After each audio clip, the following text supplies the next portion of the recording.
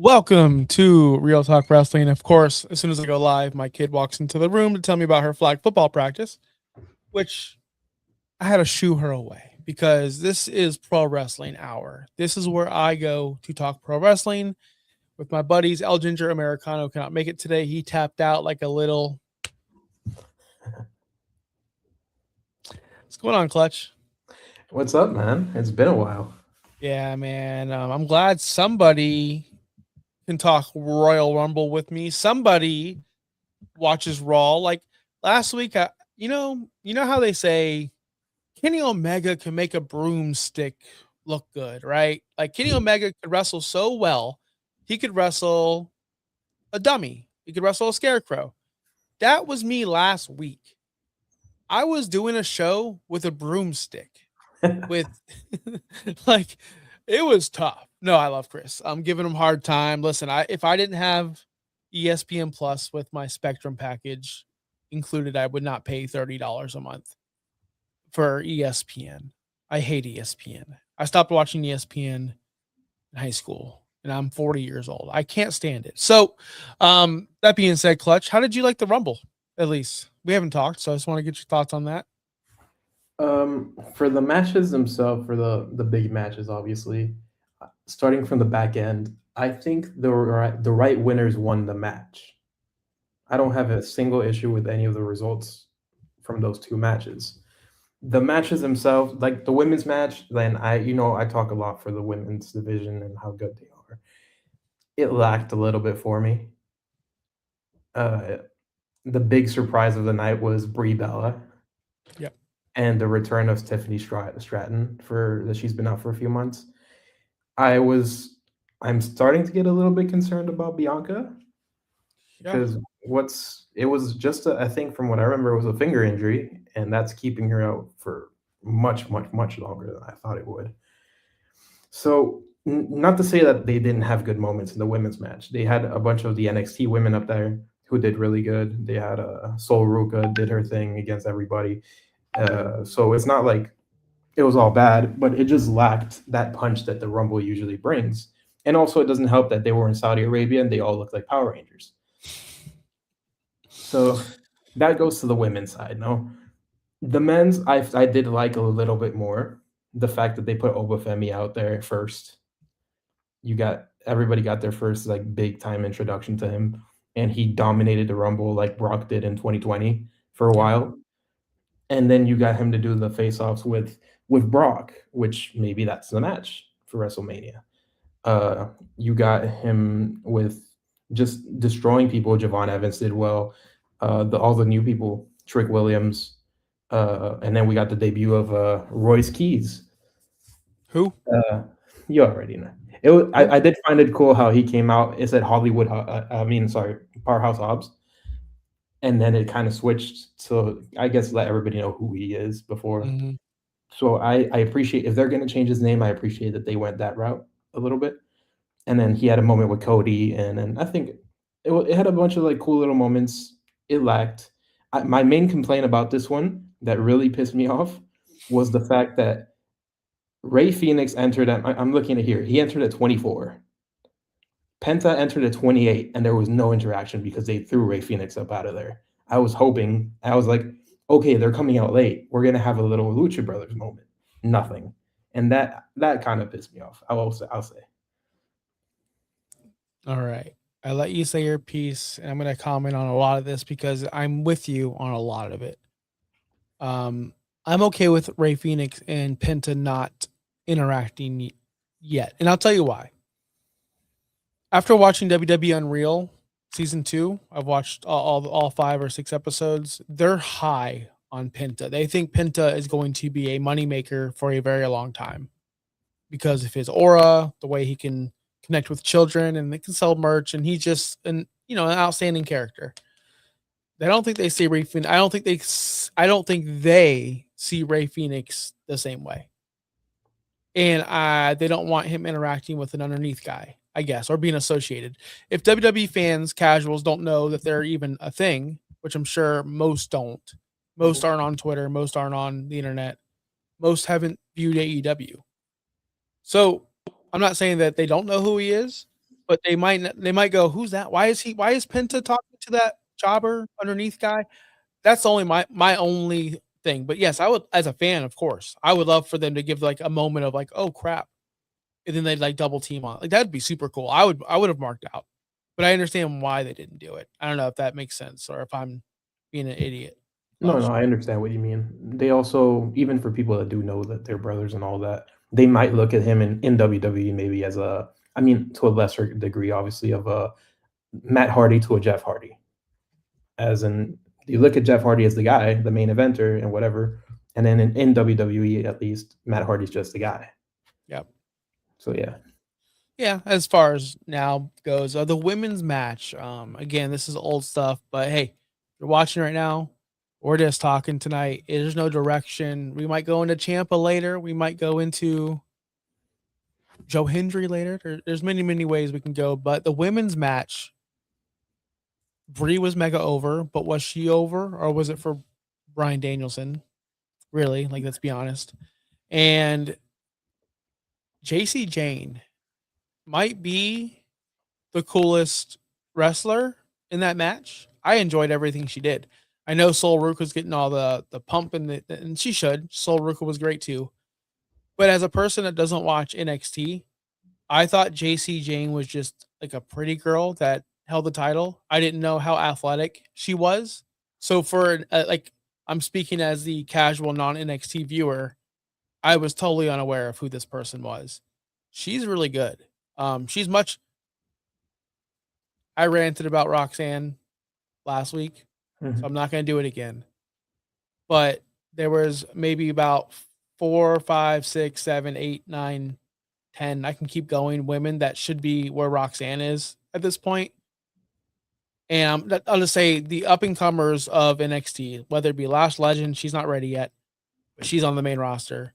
JC Jane, the girl, God, there were so many women, right, that were participating. I don't know their names because of NXT. All those women impressed me way more than Roxanne Perez ever has, and I don't see it. I'm just gonna leave it at that because I went off last week. I don't see it. She's just not. If this was a bad night for her, and that bad night happens every single PLE, then she's just not good, and that's just another bad night for Roxanne. I'm not gonna again. It's a joke at this point, Clutch. I can't stand her, but her we didn't talk about the whole fan interaction, did we? Did we talk about that? No. That just made it worse for her, honestly. But her reacting like that, but that's water under the bridge. That's a long time ago. Men's match. Wasn't that rushed? It had to be. It felt like people were coming in every 25 seconds. People were being eliminated. Nobody cared. You know, you would think Brock, I mean, people have already complained Brock Lesnar's elimination was during an entrance. Yeah. And the the people that eliminated him, we know they're not going to be setting them up for a WrestleMania match. Usually that's kind of what we do at Rumbles.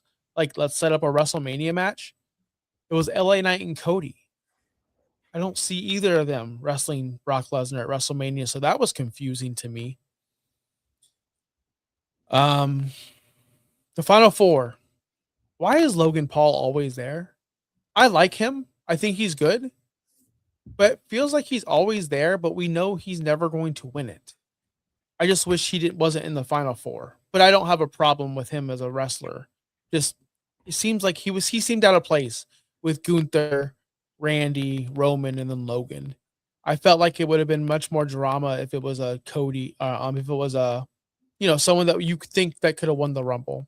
That's all. Because Yeah. no, I don't think anyone thought Logan Paul was winning the Rumble. No, yeah, that's fair. Either somebody that could actually win the Rumble, or maybe one of the young guys. Like they gave the spot to. I mean, not saying Logan is not one a young guy, but I mean more of the up and comers, like a Javon Evans, whatever. Throw him in there, give him a cool moment if they're not gonna win. Yeah, Yeah, it'd have been super cool if he got a moment in the final four with like Randy and Roman and Gunther. Then like the spot could have been Gunther choking out Javon Evans, like he's been doing, and then drop him and eliminate him, and then that's it could have been a whole thing. But hmm it was fine for what it was. I'm glad Roman won. I'm really glad Liv won. There was nobody else I could see. But the only problem I see now, I guess we're gonna shift into other topics, is We know Roman's going to face CM Punk. That was a given. I think we both predicted that before on our prediction show. I think we both had Roman winning, and he was going to face CM Punk. That's the money match. We kind of, I don't know who you picked. I just picked a random person because I thought Liv Morgan was an automatic, so I was trying to be different. But she makes sense. She's wrestling Stephanie back here. It's. I don't know if it's been announced yet. I didn't watch Raw, to be completely honest. Yeah, no, it hasn't. But She's I'm still assuming, weighing her options, you know, the whole thing of, yeah, oh, who is she gonna pick? I think she's going to end up picking Stephanie. I think you can agree with that. Yeah, I think it makes sense. It doesn't make sense if she goes after Jade. No, it doesn't. So that leaves, unless Jade loses at the Chamber, maybe they're waiting for a title change because if you watch WWE Unreal, they don't even know what they're doing. They're just as bad as Vince was, if not worse, with booking and all these stupid ideas. Have you seen that show, season 2, by the way? Yeah, finished it. God, man. Bruce Pritchard's an idiot. Road Dogg's an idiot. Like, I just feel bad for Triple H. He's just like, okay, that's a dumb idea. Like telling Road Dogg about his idea, like, let's put the title back on Chelsea. Okay, but why? Then what? Like, no shit. Like any fan. Anyway. So now we have no idea what's gonna happen on SmackDown. Drew McIntyre. It doesn't make sense to see Cody again. It just doesn't. I guess we can see a triple threat with Jacob Fatu and Cody. Probably where we're gonna go. That's what I'm thinking. Is that what we want? Do we want that? It's not what we want. I don't want that. I think we can take a day to like take a little break from Cody chasing for a moment. Maybe he can start a brand new chase after WrestleMania. Give Drew another opponent. The problem is I don't know who do you give to Drew at that point. Just Jacob one on one. And that's why I don't know. And I guess maybe that is the mindset that creative has, and you're just gonna have to throw Cody because there's nobody else. See, I feel like it's a good match. Like it's gonna be fine. It's a good feud. But we're in February. This is gonna get boring. It's gonna get boring if we have to watch this for another 2 months or 1.5 more months. I think so. I mean, yeah, Only considering we've also seen Cody and Drew for so long already. exactly. So I really feel like, and I know I'm crazy, and I know I'm insane, and I know this won't happen, but you're gonna need an over baby face, like someone mega over to face Drew McIntyre. And I know this will not happen. And and I actually am speaking this into reality, which is not going to happen. So calm down, people. We have two options for Drew McIntyre. You can go the easy, lazy way out and just put Brock Lesnar there for whatever reason. I'm not saying that's going to happen or if that's going to lead there. I doubt it. Obafemi is better. But people would be hyped for a Drew McIntyre Brock match. Brock could be a babyface. It can work.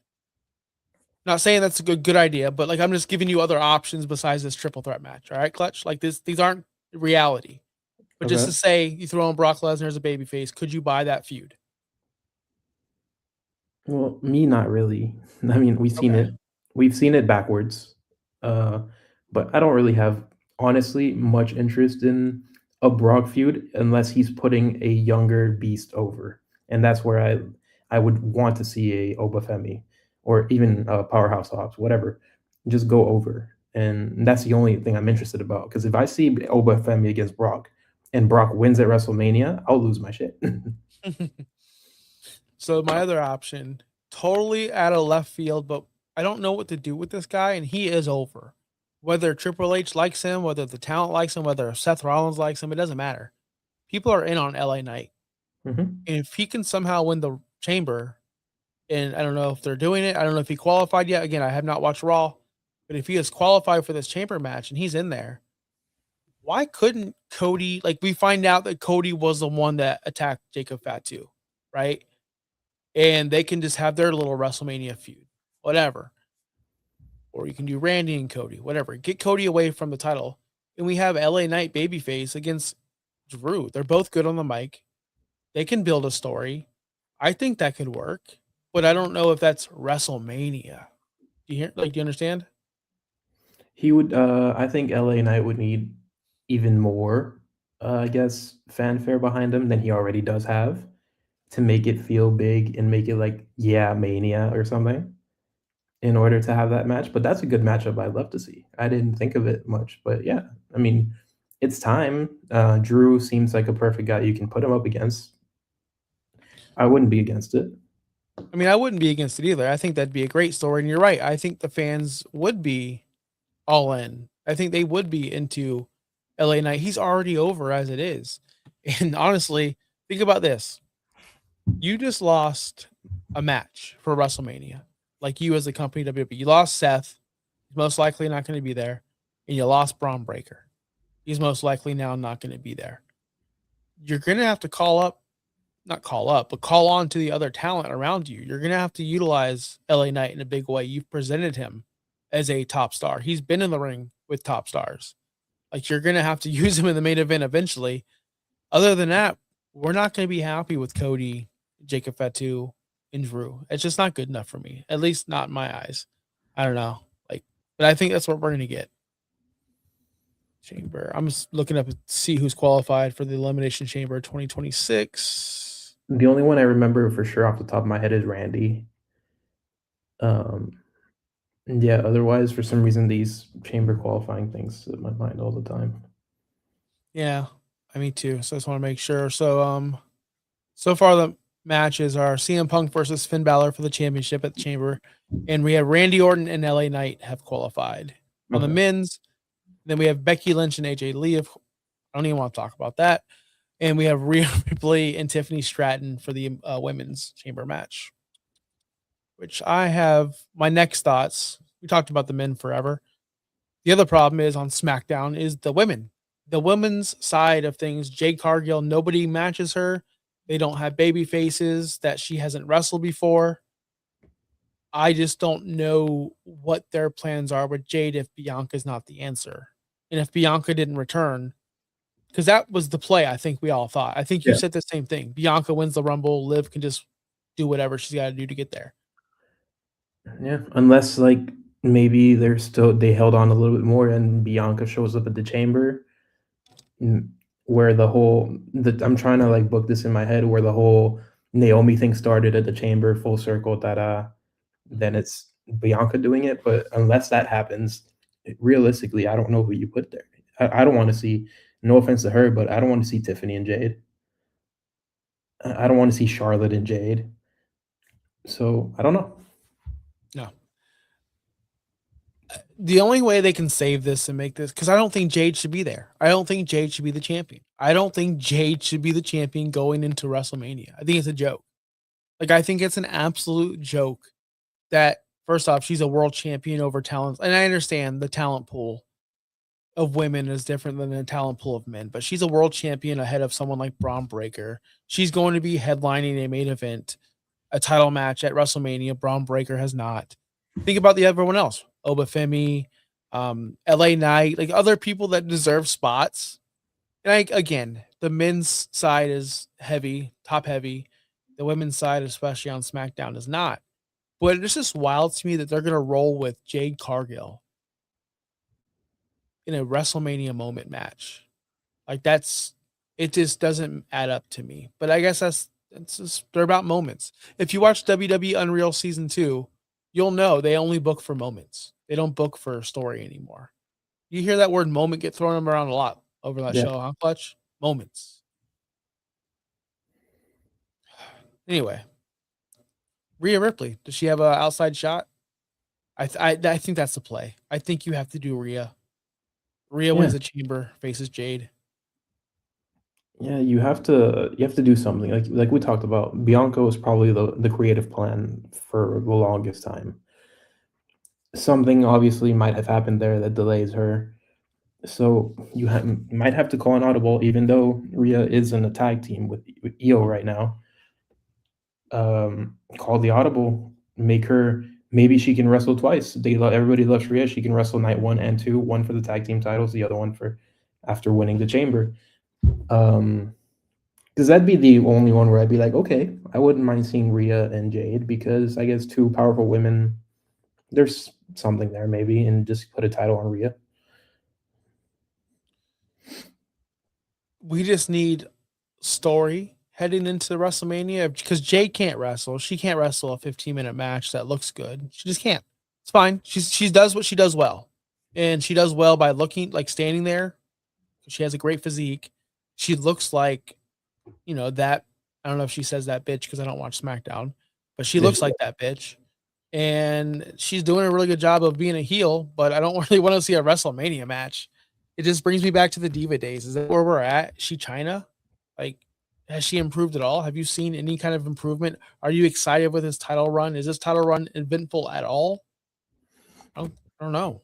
It hasn't. I mean, for the whole time you've seen her deal with jobbers, pretty much, and then you have the other side. It's not like the U.S. title division's any better. The women's, I mean. So SmackDown has just not been very interesting when it comes to singles women's competition. The tag team division has not been bad in general for WWE. I think they put some emphasis on it, and it's been pretty good actually. But for the women, for the top single women's title on SmackDown, the fact that they really don't have anything, and with the champion, I mean, she's been beating up on BFAB and Mia Yim. So, what are we doing here at that point? You have plenty of talented women still in NXT that could come up and do something more.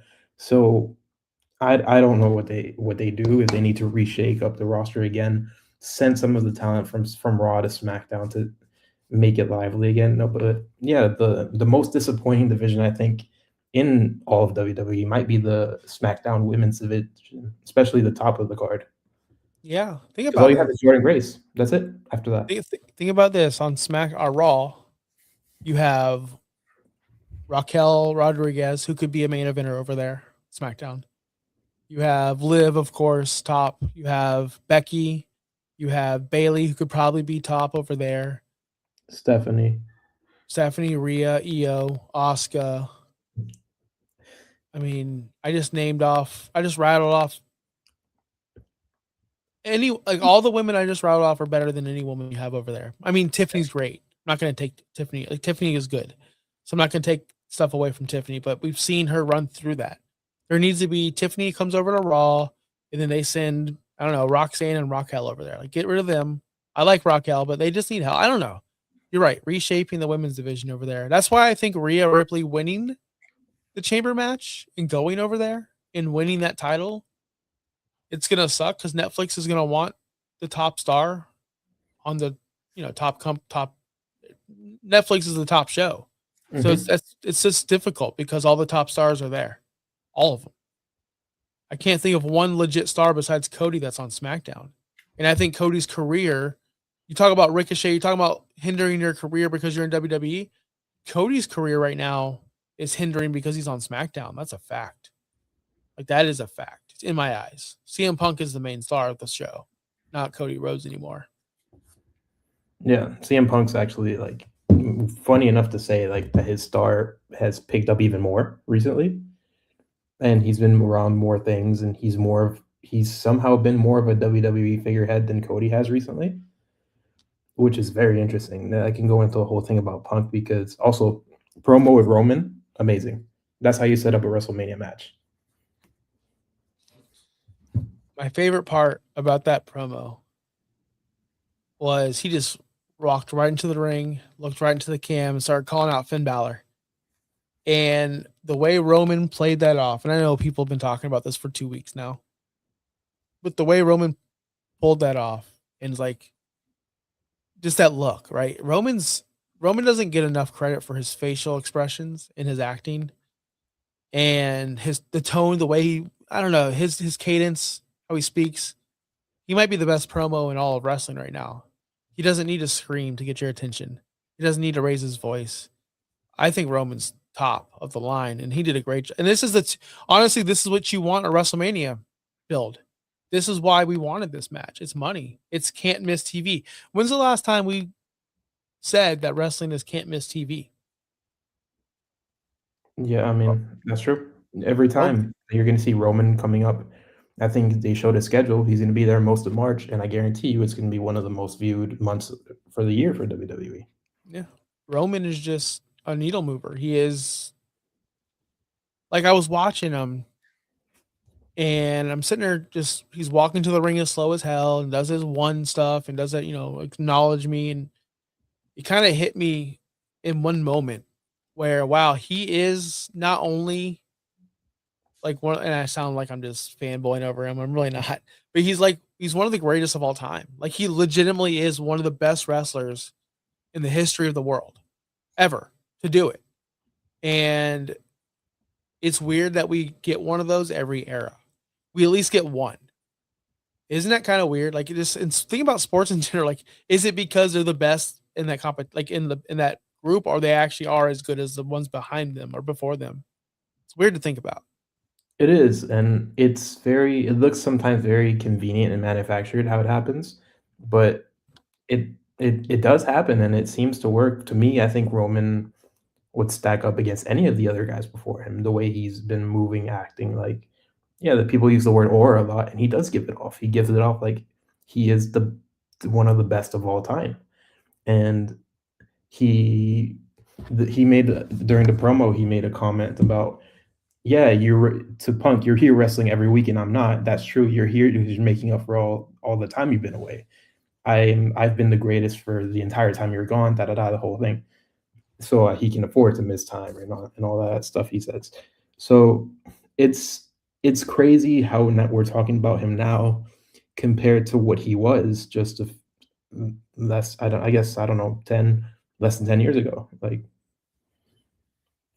Yeah. He was not even the same person. That character, it's just funny to think about. The character before the tribal chief was laughable, was not good, was not over. I mean, it was over with a certain audience, but not all of the audience. Look at him now. It's going to be really interesting to see what side the fans choose in this matchup.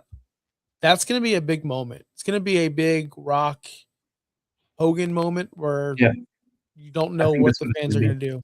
Yeah. It's just gonna be a cheer for both of those guys kind of thing, and just let them go out there and have a match.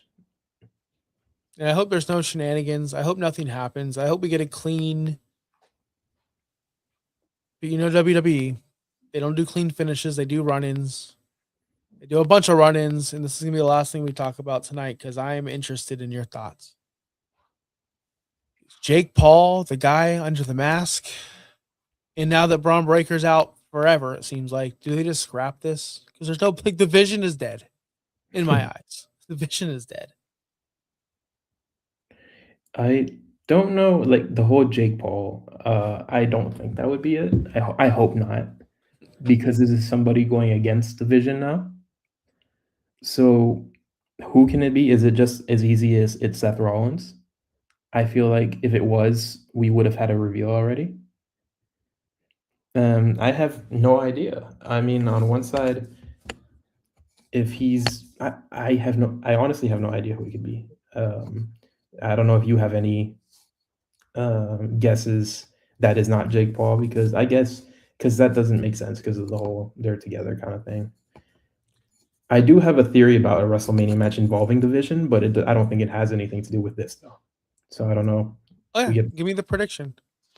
so Division and Logan Paul have been dealing with the Luchadors, Penta, Ray. So they're dealing with the Hispanic side, and there's rumors about a certain Super Bowl halftime performer coming Yep. back soon, and I think that's the match. I think it's Logan Paul, Bad Bunny, and wouldn't it be cool? Like, obviously, they think, oh, Bad Bunny's the one behind the mask. That'd be cool. I'd be down for that. By the way, if it was him, but we know it's not him. But if it was him, I'd Yeah. be up for that. No, I'm with you. I was thinking about that today. I think it's gonna be a tag match. I think it's gonna be Logan and like Austin Theory or Bronson Reed, just depending on how they want to use Bronson Reed. Because again, the vision's dead. But I think it's gonna be a tag match. I don't think I think Bad Bunny needs someone there with him. It's just, man, are they gonna put LA Knight with Bad Bunny? That's what I'm afraid of. Because LA Knight's the one who needs to get the revenge on Bronson Reed and the Vision. Mhm. So I think it's gonna be LA Knight because he's a superstar, and Bad Bunny versus Logan Paul and either Bronson Reed or Austin Theory. And I'm into it because I like Bad Bunny and I'm glad the rumors are there and he's gonna probably wrestle. I But I would hope that my hope here is that you do something along the lines of Bad Bunny, Damian Priest in Puerto Rico, which is you do a singles match. It's just going to be Bad Bunny, Logan Paul with shenanigans. And that kind of helps steer Bad Bunny in the right direction when during the wrestling match. I think Logan's been in the business long enough to maybe be able to carry a match like that with help Yeah, for without. from if you have like Paul Heyman out there and then you're gonna have I don't know Ray, Penta, and those guys. I think you can make a entertaining match out of that with shenanigans. Dude, it's gonna be Bad Bunny in Jelly Roll. Didn't Logan Paul take out Jelly Roll? Yeah, Yeah, that's the match.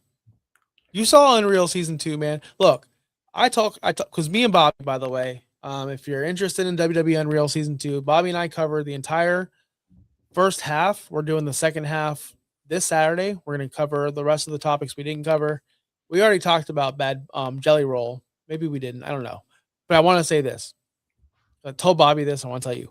I'm convinced Triple H, TKO, Bruce Pritchard, all these idiots in creative, they don't book for us anymore. They don't book for Raw. They don't book for SmackDown. They don't book for any PLE.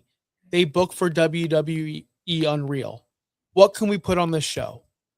I'm sorry, Bobby, but I'm every time I watch the show, I'm like, they only did this angle for this freaking show. Like that's the way I look at this stuff now. Like the whole R-Truth stuff, like that was for this show. All of it was. And I'm starting to think like okay, I don't need to tell here I'm Triple H. I don't need to tell anyone anything that they don't need to know, So circle of trust, right? He's telling the people, he's telling Cody, Seth's gonna do this. Oh, bam, only us three know. Except for the person you're wired to, the camera guy, the camera holder, the editors, the people that run the show, everyone. So it's gonna get out. That's why it got out. But I'm supposed to believe that Triple H really thinks that by telling Cody Rhodes this secret while he's wired wasn't supposed to get out or wasn't booked for the show.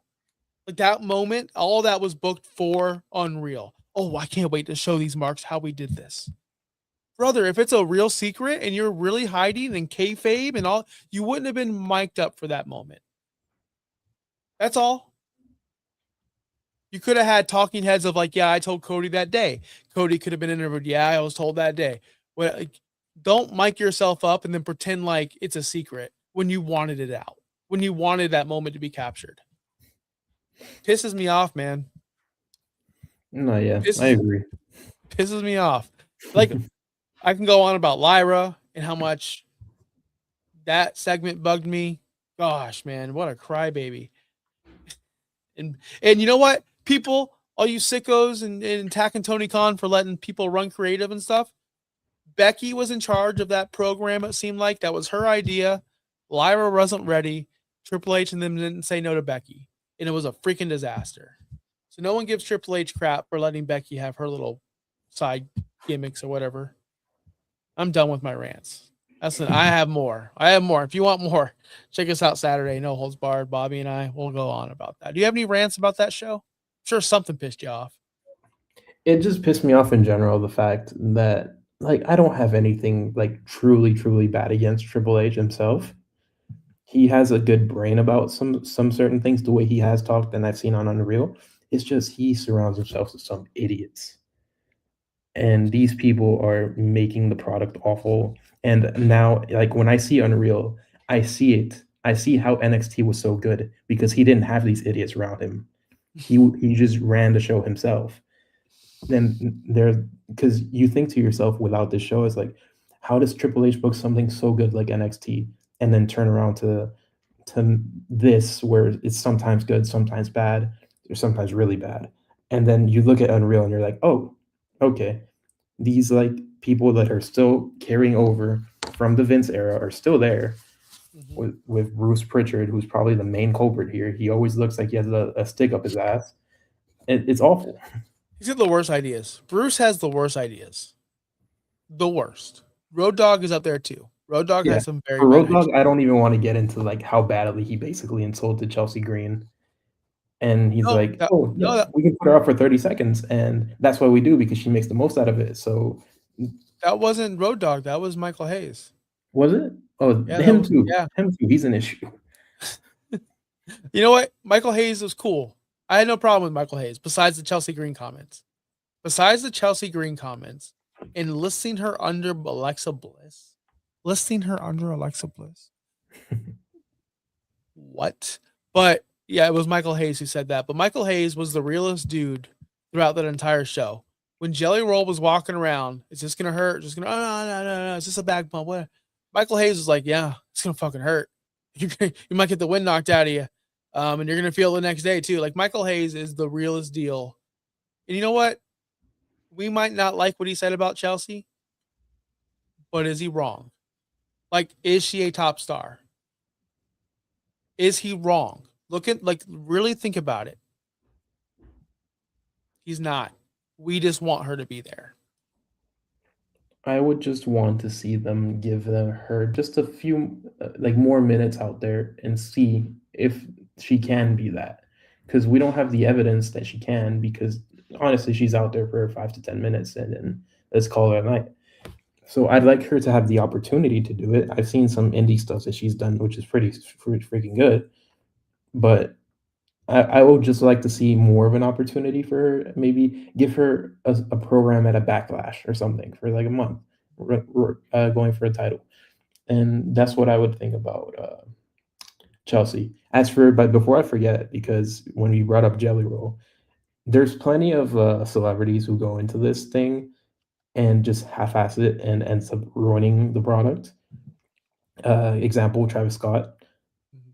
And then you have Jelly Roll, who seemed to genuinely work his ass off to get to the spot where he was at. So, guys like, so I don't mind when people complain. I don't mind the celebrities like Jelly Roll or celebrities like Bad Bunny going in there that actually love to do it and they work their ass off to get to that spot.